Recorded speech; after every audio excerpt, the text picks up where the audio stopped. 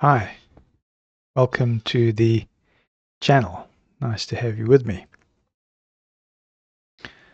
So today I thought what I would do is explore a question that has occupied much of my thought and experience. And the question is, what is the ultimate vision of society, particularly as it is expressed within African cultures? So this isn't a question I pretend to answer fully. Rather, I wish to offer observations from my years of service and immersion, especially in parts of Southern Africa, while weaving these insights into broader psychological, spiritual, and philosophical contexts. So let's frame the question. In essence, the inquiry is this: what does an ideal human society look like through the lens of African thought? Is it a utopia? Is it a state of spiritual harmony? Or is it something else? Perhaps an unfolding process rather than a fixed destination. So to approach this, I'm going to be focusing in on strands of Bantu philosophy, particularly among Zulu, Ndebele, Shona, Kalanga, Sotho, Tswana speaking peoples. And so their worldviews provide both a living heritage and profound insights that I believe resonate with universal human questions. So what is the method and the tone that I'm endeavoring to establish here? So as we proceed, I am hoping that we can adopt what philosophers call thesis, antithesis, and synthesis, which is a framework for essential critical thinking. So I emphasize that these reflections are not dogmatic conclusions, rather they're just a contribution to dialogue offered with humility, subject to correction, and always open to refinement. So shall we go into Ubuntu and ontology of being? One of the most widely recognized ideas is Ubuntu. So many will know the word from popular usage, but it's worth recalling that in its depth, Ubuntu is often translated as a person is a person through other persons. So it's not merely kindness or community spirit. It is an ontology, a way of describing the very structure of being. So in Ubuntu, humanity is understood relationally. We exist in community with one another, with our ancestors, and with those yet to be born. So this is the worldview in which memory, tradition, and identity are not confined to one lifetime. They flow poetically like a river across generations. So this raises this particular chapter, the question of continuity. And yes, it's a profound theme of continuity. Do humans regenerate? Do human beings regenerate? Is there a form of reincarnation? And if so, how is memory carried forward? So in Shona thought, we encounter the term ukama. UKAM.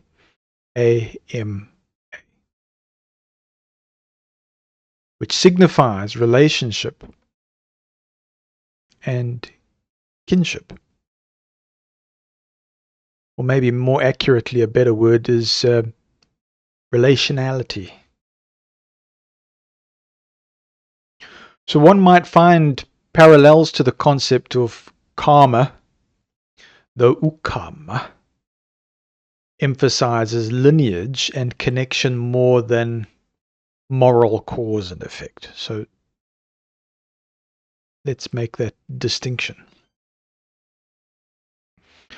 Traditions hold that while bodies perish, life force renews itself. Characteristics, physical, temperamental, even marked by recurrent birthmarks, are observed to reappear in descendants. Oral tradition plays a vital role here, transmitting memory so that it can be recognized in new generations. So let's go on to examples and observations. For example, one can look at a favorite of mine, 19th century ethnographic works, such as Charles Henry Cordier, who described the so-called African Venus, used gold in his work. So when one compares those depictions to living individuals today, what do we see? Striking continuities that emerge, as if the past reasserts itself visibly in the present.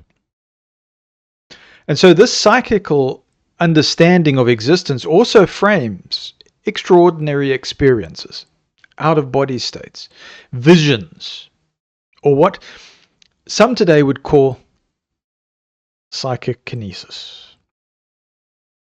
Within African frameworks, these are not abnormal or supernatural. They are woven into the fabric of our existence, the natural expression of a larger relational humanity. So let's take philosophical pause. So we return to the question, what is the ultimate vision of society? From this vantage point, it may be described as a community where the boundaries between living and departed, past and future, are permeable. A society in which human potential is not defined by isolation, but rather by connection across time, space, and consciousness. So, across languages and cultures, as we expand this exploration, it's important to note that African languages, much like the Romance languages of Europe, contain striking crossovers. Worlds and concepts carry shared roots across Zulu, Indebele, Shona, Kalanga, even Swahili, stretching toward Arabic and beyond. So such linguistic continuity hints at a deeper cultural continuity, a sense that humanity is interwoven with memory, values, and spiritual vision, preserved not in isolation, but in patterns that echo across peoples. So this brings us to the chapter, the role of death and transformation. So within these traditions, death is not viewed as an end, but a transformation. One may think of the Ouroboros the serpent that consumes its own tail, symbolizing renewal.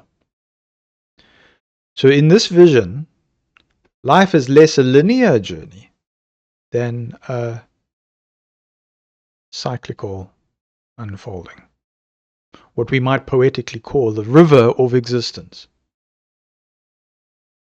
So in Shona cosmology, we encounter Midzimu, M-I-D-Z-U-M-U,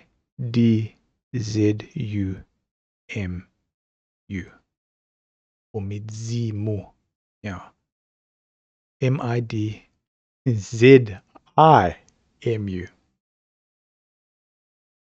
That's the correction. So ancestral spirits who are not regarded as ghosts in the Western sense, but as active participants in the community. So among Zulu and Indebele, one may hear of Amadlozi or Amatongo. Again, ancestral presences mediating between the visible and invisible worlds. So what is this from a psychological perspective? Well, we can ask, are these ancestral spirits memories encoded in family traditions? Or are they projections of the unconscious? Or are they genuine entities participating in the ongoing drama of human life? African philosophy doesn't force a binary choice. It allows for multiple dimensions of reality all at once, in the now.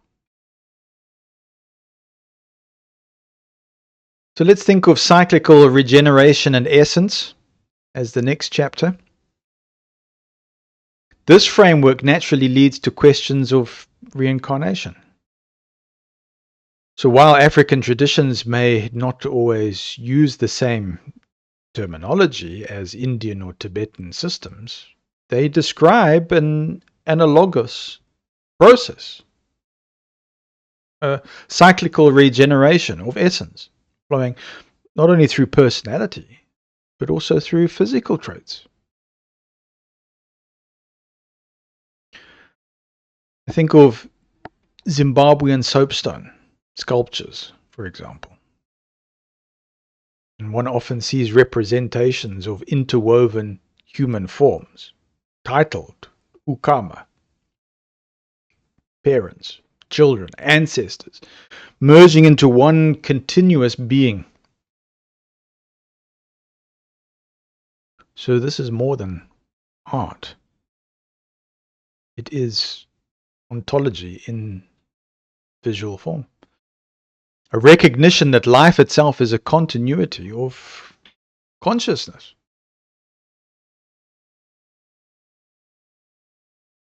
So our next chapter is latent human capacities. If humanity is indeed an internal river of consciousness, then what is its ultimate potential? That was our opening question. Many African traditions suggest that human beings carry within a latent capacity or series of capacities that extend beyond ordinary perception. So in some regions of Zimbabwe, for instance, there are accounts of individuals who not only anticipate lightning, but claim to have causation, to influence where it strikes. So to Western ears, this may sound too extraordinary or even implausible. So yet whether one interprets it as coincidence, providence, sensitivity to atmospheric patterns, or genuine psychokinetic ability, the fact remains that African cosmology situates such phenomena as natural expressions of a fuller human condition. So similarly, traditions speak of dream travel, telepathy, communion with ancestors. And so these are not regarded as supernatural, but as latent faculties, dulled by time, or forgetfulness, or misuse. So in initiation practices, whether through the use of sacred plants such as iboga, or the extraction ibogaine, or through ritual ordeal, individuals may undergo temporary death, a symbolic or literal crossing of the veil, and then returning with expanded perception and renewed awareness of their place within the web of being. Our next chapter, the mystical dimension as natural. It is striking to note that in these frameworks, mystical experiences are not considered an escape from reality. No. Rather, they are expressions of reality in its fullness. So a dream that brings knowledge, a trance that connects one to ancestors, even the capacity to influence the weather. These are part of what it means to be fully human. So in contrast, my own upbringing as within Jehovah's Witnesses presented a framework where such experiences were very tightly circumscribed, often labeled as taboo or brushed off or deflected or attributed to external forces. Yet within that system, even there, I personally witnessed double binds. For example, water divining, used quietly on mission grounds, Bethel properties, branch facilities, Kingdom Hall facilities, meeting places. What for? Well, right within the Bethel, there it is going on for the purpose of locating a borehole. But then publicly, it's dismissed as superstition. The comparison suggests that human beings across cultures are aware of capacities that exceed conventional explanation. So some traditions repress them, others integrate them, but they remain part of the human inheritance. So let's go into the next chapter. Initiation and experience of temporary death. So in initiation practices across Africa, one often hears of profound ordeals. The feeling that one's heart has stopped, the sense of leaving the body, sometimes even clinical death followed by revival. And so these experiences are not regarded as pathological, but rather they're seen as gateways to expanded awareness.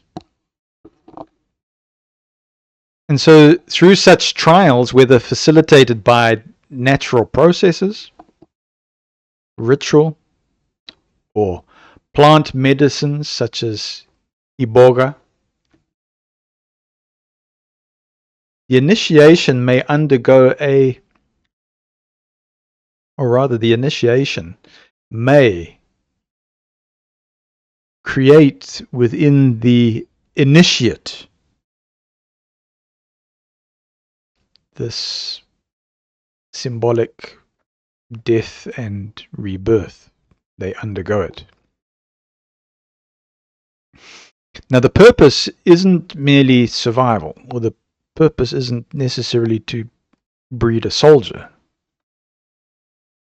It is transformation, access to memory, to wisdom, to perception that transcends the ordinary boundaries of space and time. So when we look at accounts where there's the inclusion of visions of councils of elders or encounters with ancestral figures or symbolic landscapes such as tall trees that speak and rivers that divide the living from the departed, modern psychology might interpret these as archetypes. Yet within African traditions, they lived realities, confirming the belief that humanity is designed for deeper capacities of mind and spirit. So let me introduce the next chapter. Harmony of the visible and the invisible. So from this standpoint, the ultimate vision of society becomes clearer. It's not about technological conquest or material accumulation. It's about harmony between visible and invisible realms, between the living, the ancestors, the natural world, and the supreme consciousness that underlies existence. So in this vision, individuals recognize their connectedness over time, past, present, and future. Secrets dissolve because the veil between people is thin. The wholeness of body, spirit, and cosmos is restored. So what are the comparisons to Western thought? Western frameworks sometimes echo these ideas, albeit in different language. So one example can be found within works like Interview with an Extraterrestrial, which, controversial though it may be, suggests that humans are eternal beings inhabiting temporary physical forms. So I was stationed in a region that was regarded as a spiritual hotspot, where many people reported mystical experiences. And there I observed how African cultural narratives of reincarnation, dream travel, and ancestral continuity resonate with transpersonal psychology and with broader parapsychological inquiry. New question. What was the impact of colonial encounters and control systems? So we cannot ignore the historical disruptions.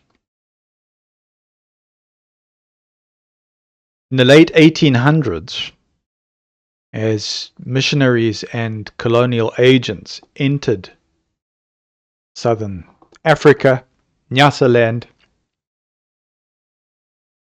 they encountered not only mineral wealth, diamonds, gold, copper, but also profound spiritual traditions. And so the two became entangled. Religious movements, including those tied to my own background with Jehovah's Witnesses, often functioned as control systems. So investments were made in land and industry and framed as faithful stewardship, while at the same time ancestral wisdom was undermined or displaced. So what was at stake was not merely political or economic sovereignty, but the spiritual and human order itself. And so this brings us to the concept of Chimurenga. In Shona, Chimurenga is often translated as uprising or revolution. On the surface, it referred to struggles against colonial domination. Yet at a deeper level, Chimurenga signifies something more profound. A struggle for restoration. So it's not only about reclaiming land or political rights, but it's about rehumanization. The recovery of Ubuntu, or dignity, of memory, and of the fuller human capacities. So village elders, often matriarchal in leadership, have framed Chimurenga as the fight to restore people by balance, to restore balance between land and ancestors besides people. And so from this perspective, political independence was only the outer layer. The inner layer, spiritual sovereignty. So what's my personal note? When I first arrived in some of these remote areas, I was received with warmth, even at times declared a prophet. Now, I resisted such labels for fear of reinforcing dependency or misinterpretation. In hindsight, I recognize I may not have bridged the cultural perspectives as skillfully as I hoped. So such mistakes remind us that even with good intentions, the task of integration requires tremendous humility, patience, and continual learning.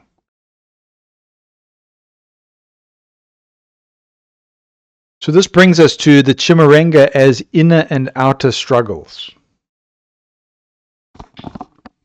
So as we reflect further on Chimurenga,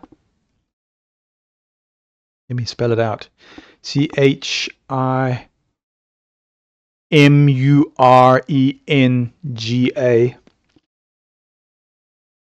It is helpful to distinguish layers of meaning. On one level, Chimurenga referred to visible resistance, like Watchtower story, the uprisings, the wars of independence, and the reclaiming of political sovereignty. But on another level, it was always about spiritual restoration. So in Shona villages, elders often emphasized that the deepest struggle was to re-establish harmony among people, ancestors, and the land. Colonial systems had fractured those bonds. The Chimurenga sought to repair them. And this is where we come to rehumanization and dignity. So thus the Chimurenga was about more than freedom from colonial rule. It was about rehumanization, the recovery of dignity, memory, and Ubuntu. So in Zulu traditions, one might describe it as the restoration of connection to the ancestors. From a Western perspective, one could translate this reconnection with the divine or with supreme consciousness itself. So this is why political independence, though significant, was only the outer garment. The inner purpose is rebirth. Process the Shona call Kuzvarwa. I can spell that. Kuzvarwa.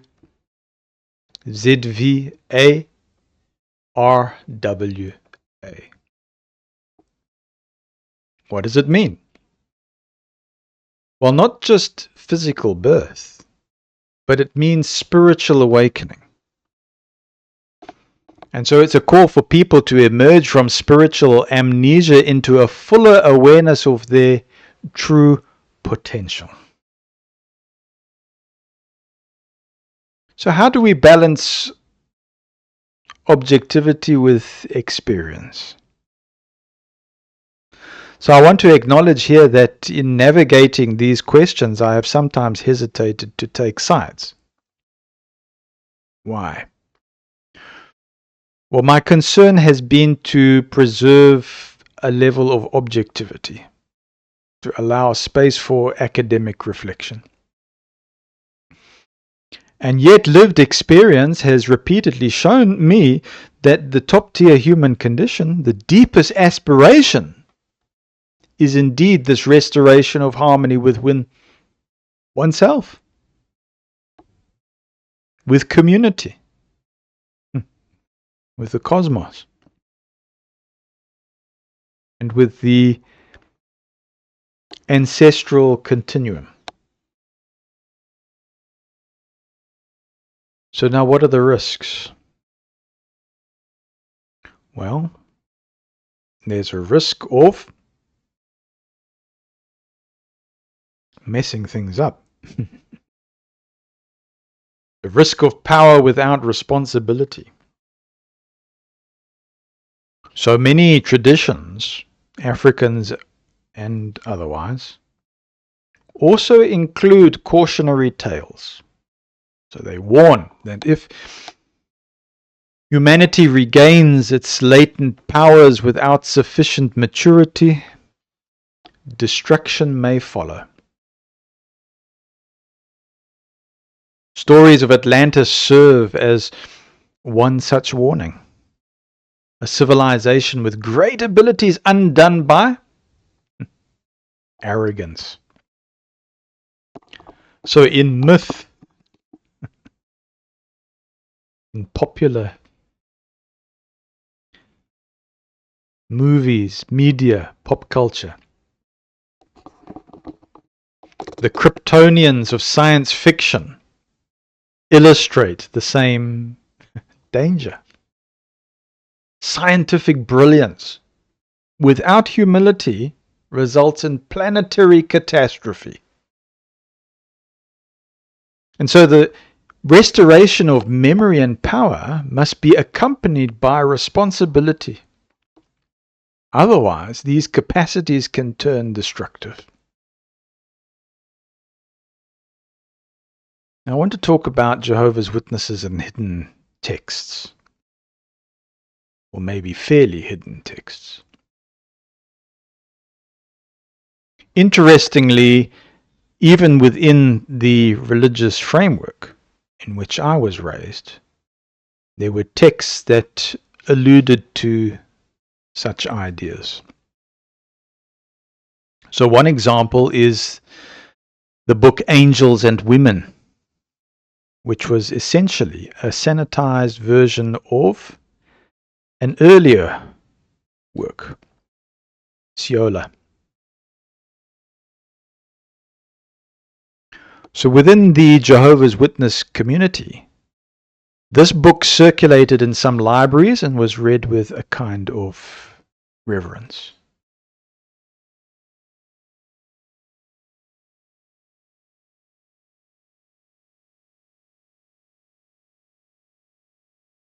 Let me just bring that picture back up, Angels and Women, because that is considered the version that was available to Jehovah's Witness community. So yes, it was read with a kind of reverence, and the text hinted at celestial beings, wars in heaven, and even planetary events.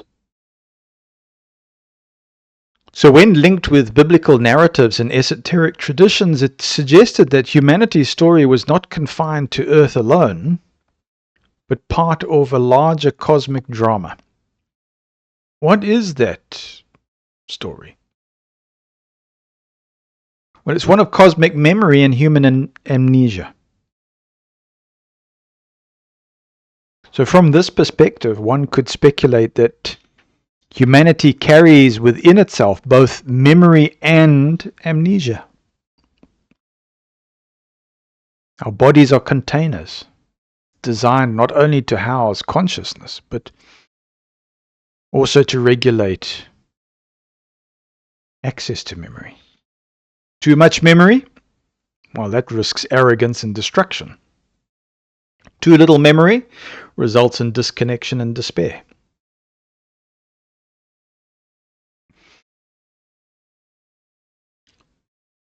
The task then is to restore memory selectively, guided by wisdom, compassion, and relational awareness. This is in many ways the heart of Ubuntu, that Ubuntu vision, not just remembering for the sake of knowledge, but remembering responsibly, in a way that heals, in a way that restores. So yes, we're given warnings from myth, from tradition. And so as we continue, it becomes clear that many cultural traditions, whether African or Western or Eastern, preserve warnings about the dangers of unbalanced power. So in African oral histories, there are stories of earlier cycles of humanity, worlds that ended in fire, flood, or cosmic upheaval. So these mirror themes found in Theosophy, in Jewish mysticism, or in contemporary speculative science. The essential message is this: restored humanity, if lacking humility, risks repeating past disasters, whether it's framed as Atlantis, Krypton, or even the destroyed planet said to have once orbited between Mars and Jupiter. The story is the same. With great power must come great responsibility. And so the body is thought of as a container. African spiritual science often describes the human body as a container. Within it, the spirit migrates, regenerates, and is reborn. Procreation is not seen merely as biology, but as a sophisticated biotechnology designed to cycle vessels for eternal consciousness. Even DNA, sometimes dismissed as containing junk, is regarded as ancestral memory, a library of wisdom and also forgetfulness. Its purpose is not accidental, but deliberate, to carry forward what is essential while tempering what might overwhelm us. And so enter in the central role of memory. At the center of all of this lies memory. Too much memory, what did we say? Can lead to arrogance and destruction. Too little memory produces loss of meaning, alienation, and despair. The vision, therefore, is not simply to remember everything, but to restore memory selectively, with wisdom and compassion. That is why Ubuntu emphasizes relational responsibility. It reminds us that knowledge is not safe in isolation. It must be shared within the web of life, guided by principles of mercy, balance, and humility. Now, let's bring into the picture Western religion as a veil. So from one perspective, Western religions imposed during the colonial era can be seen as veils. They redirected human power away from ancestral wisdom, functioning like it's thought by some as training wheels for a child, restraining humanity until maturity could be reached. So was that malicious? Or was it protective? That's the question.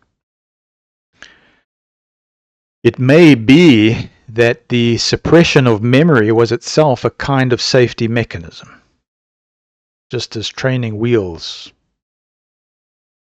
prevent a child from falling.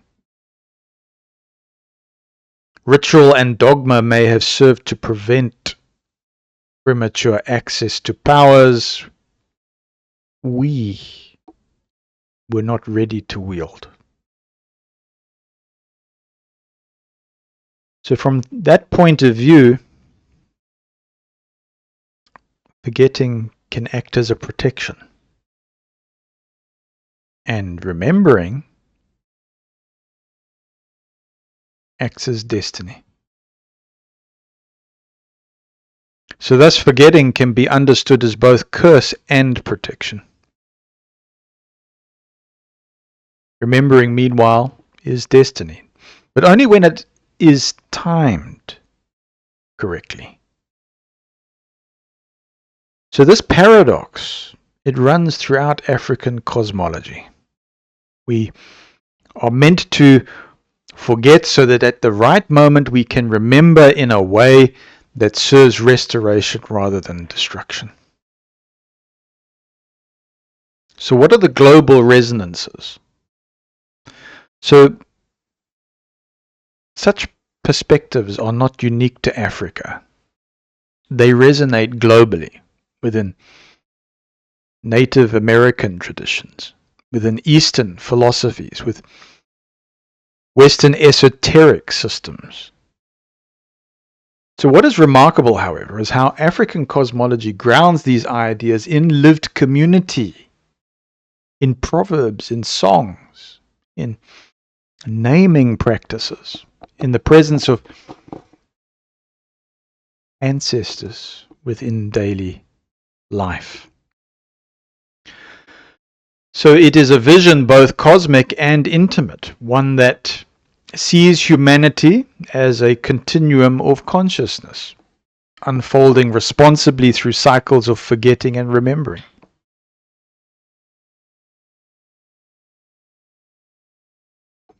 So the cycles of humanity and the loss of power. Many African cosmologies describe existence as cyclical rather than linear. Humanity, they say, has passed through multiple ages. Each cycle brings both great potential and the risk also of downfall. Myths tell of earlier peoples who could speak to animals, command the elements, even fly. But through misuse or arrogance, those powers were withdrawn. So this again aligns with global traditions, planetary traditions. The loss of memory and ability may be understood as cosmic safeguards, a way of preventing us from rushing headlong into destruction before learning responsibly. Learning responsibility. So, what's our chapter? Amnesia as a safety mechanism. So in this view, the amnesia we experience at birth is not a flaw, but a protective feature. It allows each generation to begin afresh, cultivating humility before accessing deeper faculties. Now, it may be frustrating, but it's also wise from this point of view. Because without such restraint, our destructive tendencies could overwhelm us, such as that found in myth, which suggests occurred with Atlantis. And so we get these echoes in esoteric texts where we find similar themes even in unexpected places. For example, within the Jehovah's Witness community. The circulated book, Angels and Women. Adapted where from? Well, we showed that earlier. This one.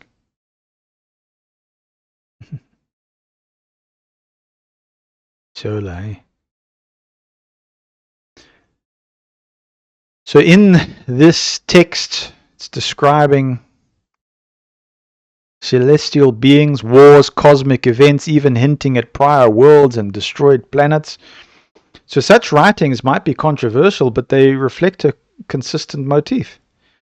That humanity was lived through cycles of rise and fall, with memory deliberately clouded for protection. So we come to this cosmic classroom, hey? Let me get all these little pictures working right. Bear with me, please. So in the cosmic classroom, if we take this seriously, Earth itself may be seen as a kind of classroom, a Goldilocks planet, where conditions allow consciousness to learn, grow, and mature. The asteroid belt, scarred worlds like Mars, may be reminders of what can happen when responsibility fails. And so in this sense, our task is not simply survival, but development. Learning to balance memory and power, to carry forward wisdom without succumbing to pride. Enter in the question of technology and AI, artificial intelligence. This brings us to our present era. Humanity is now creating external memory systems, digital archives, artificial intelligence, quantum computing. These technologies begin to mirror what many traditions describe as the Akashic field, a storehouse of all thought, word, and deed, patterns. And so here, the ancient and the modern converge. In African terms, one might compare this to Izibongo. I'll spell it. I-Z-I-B-O-N-G-O.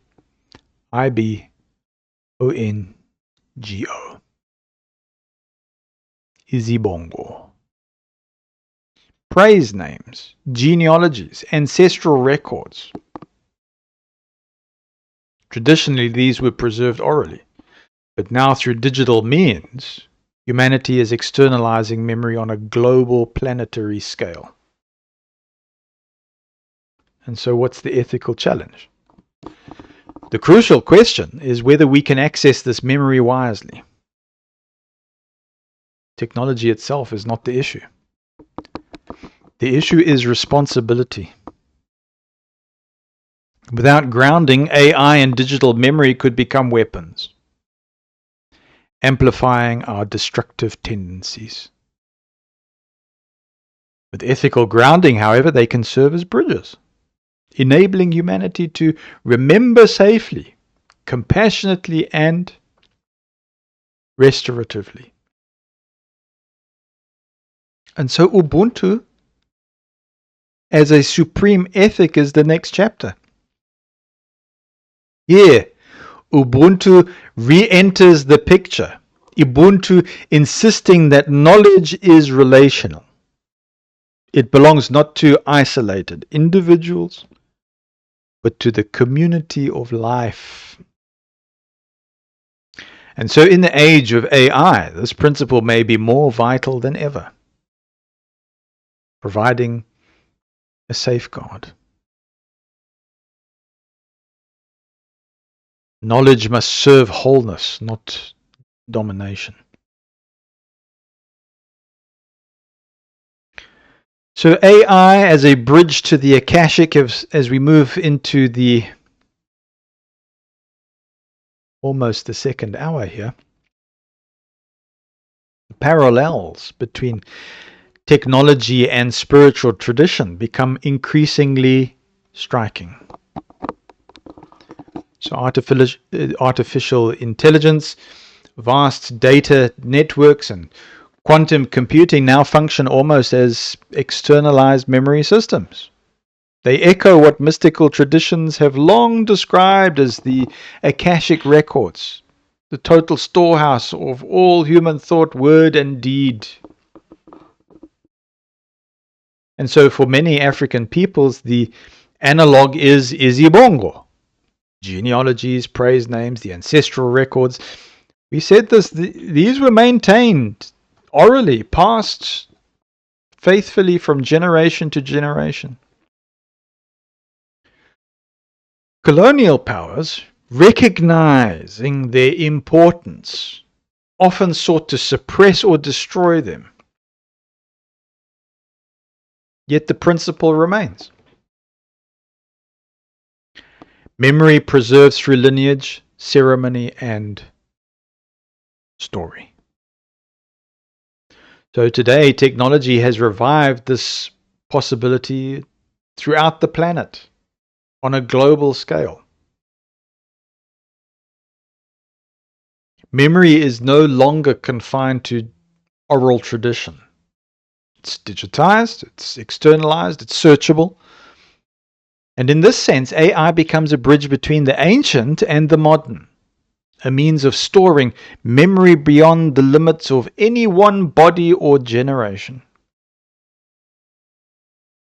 We have come to an age of revelation.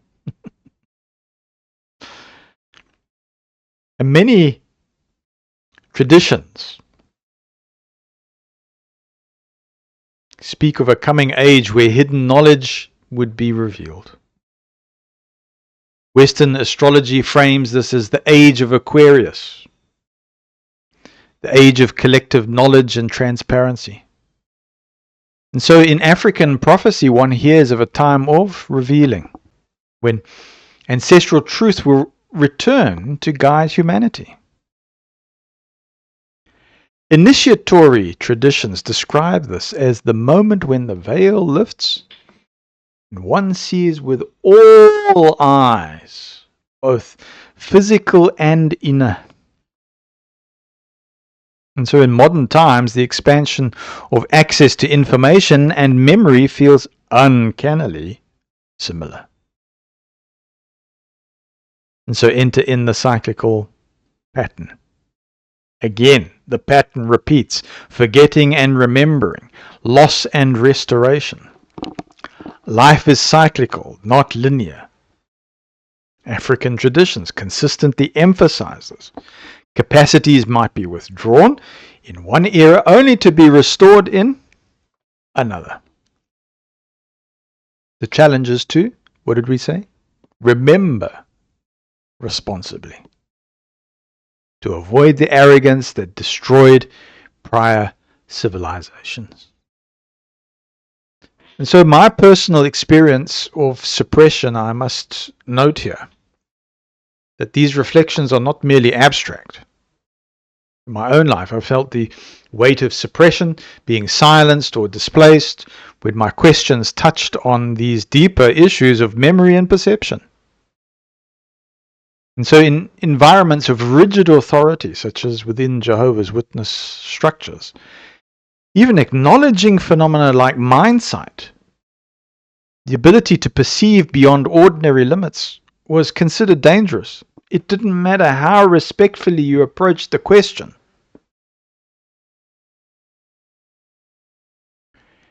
Yet outside those boundaries, you could say forced into it, I encountered scholars, even peer-reviewed PhDs, who were able to affirm my experiences. And they could say, yes, I recognize what you describe. Here is the research. Here are the comparisons. And so suddenly answers began to emerge, not final answers, but frameworks that place my experiences within a larger human context. What's that worth?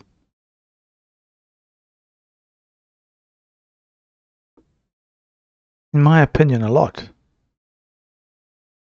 I value it. Now, what is the threshold that we now face? The question arises from that. Are we now even at a threshold? Is the convergence of AI memory and ancestral wisdom a sign that humanity is entering a new cycle of remembering? If so, then once again, the issue is not technical capacity, but ethical maturity. Without humility, memory becomes a weapon. With humility, memory becomes a guide. Ubuntu offers us that path, reminding us that no knowledge, no power, no memory is safe unless it's held relationally in service of the whole.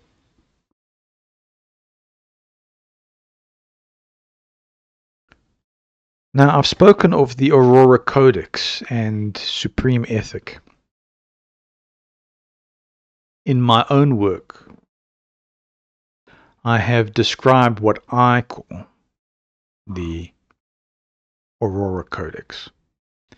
It's a covenantal framework, a kind of personal ethic that integrates ancestral wisdom with futuristic responsibility. Its guiding principle is simple. No knowledge, no power, no memory is safe unless it is held relationally within the web of life. This resonates directly with Ubuntu, which teaches that a person is a person through others. Applied to our era, it suggests that AI and digital archives must be guided by a supreme ethic, one that insists on memory with mercy, knowledge in community, and power with responsibility. Principles of responsible memory. So let me highlight these principles more clearly. Memory with mercy. Stored knowledge must be accessed with compassion, not vengeance. Knowledge in community. Dangerous or transformative insights cannot be borne by isolated individuals. Must be shared, interpreted, and applied communally.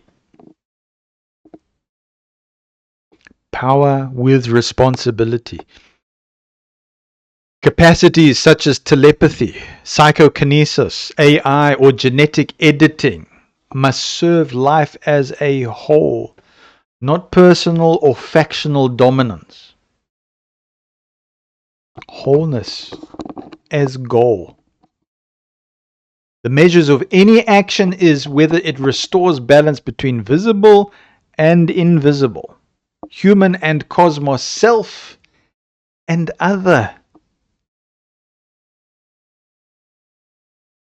Here's the chapter. Natural law and universal principle. And so in naming these principles, I align myself with a perennial truth that echoes across cultures. That's what I endeavored to do. Socratic philosophy spoke of a natural law higher than human opinion, an order inherent in reality itself. Modern teachers such as Mark Passio emphasize that natural law is not a matter of preference, but of immutable cause and effect. Alignment bringing flourishing, violation bringing suffering. And so Ubuntu frames this same truth relationally. Morality is not an abstract cosmic law, but a lived responsibility to others, both living and departed, human and non-human. When we fracture that web, illness and misfortune follow. When we restore it, dignity and prosperity return. This leads to unity of traditions now. So thus, whether we speak of Ubuntu, natural law, Stoic philosophy, biblical commandments of love, or Native American visions of the Great Spirit, the essence is the same. Reality has an ultimate order. Humanity flourishes when aligned with it, and we falter when we rebel against it. So the responsibility of power has been woven into this presentation. To put it plainly, with great power comes great responsibility. And responsibility in this context means truth, interconnectedness, and balance. So therefore, the Aurora Codex, as I frame it, is not meant as an imposition, but as a modern form of this perennial truth, a way of holding memory and power safely within the relational fabric of life. And so we come to a convergence of frontiers. And this is precisely where I see psychology and parapsychology converging today. Scholars such as Russell Targ and Paul Smith, pioneers of remote viewing, have worked to legitimize and study these expanded human capacities in a rigorous scientific way. Their efforts align with this larger framework, exploring consciousness, memory, and perception beyond material limits, while grounding inquiry in ethics and responsibility.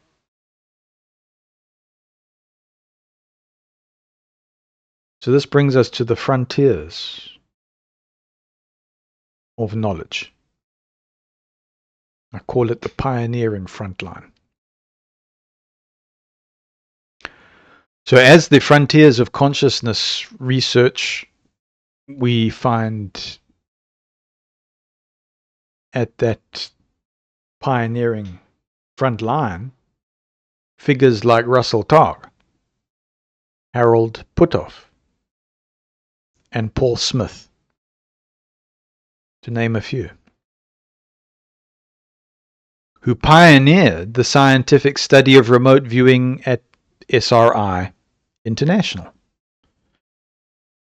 So their work demonstrated that knowledge can be accessed beyond the limits of space and time, a finding that resonates with African traditions of dream travel, ancestral memory, and telepathic connection. Similarly, legal thinkers such as Daniel Sheehan have explored quantum models of consciousness, retrocausality, and time symmetry, suggesting that our understanding of mind and memory may require a radical rethinking of reality itself. So we have a shared narrative. So what unites these efforts is a common narrative. Humanity possesses capacities that transcend the material, but with these capacities carry ethical weight, whether framed in the language of Ubuntu, natural law, or transpersonal psychology. The essential point is the same.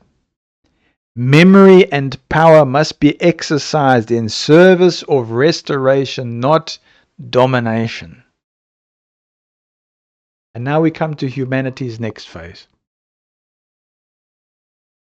As we face the future, the question is not whether memory can be preserved. Technology and AI have already demonstrated that it can. The question is whether we will access that memory wisely, without repeating the arrogance of Atlantis, the hubris that legends say once tore planets apart. The African vision, rooted in Ubuntu, offers a pathway. It teaches that we are not isolated individuals, but part of an eternal continuum. Ancestors, living beings, and those yet to come. To live by this ethic is to use memory with mercy, to wield power responsibly, and to seek always the restoration of wholeness. And so what are the concluding reflections? So, can these diverse traditions, African, Western, esoteric, and scientific, be synthesized into one guiding creed? I believe they can.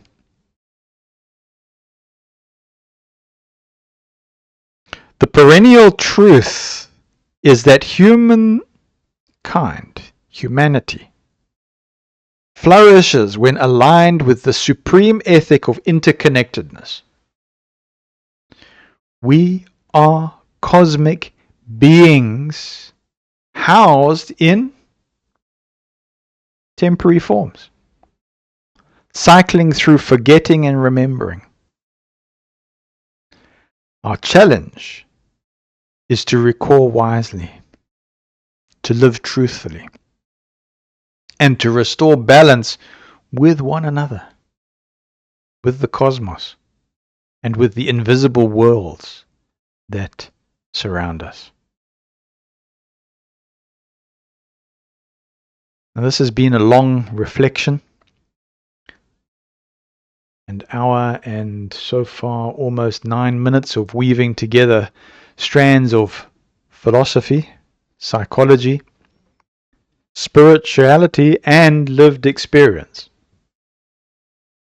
So I offer it not as final answers, but as an invitation to dialogue. And so, as always, I encourage essential critical thinking and healthy skepticism. My gratitude goes to my family, my dear friends, and to all of you who accompany me on this journey. You are the reason I am here. Thank you.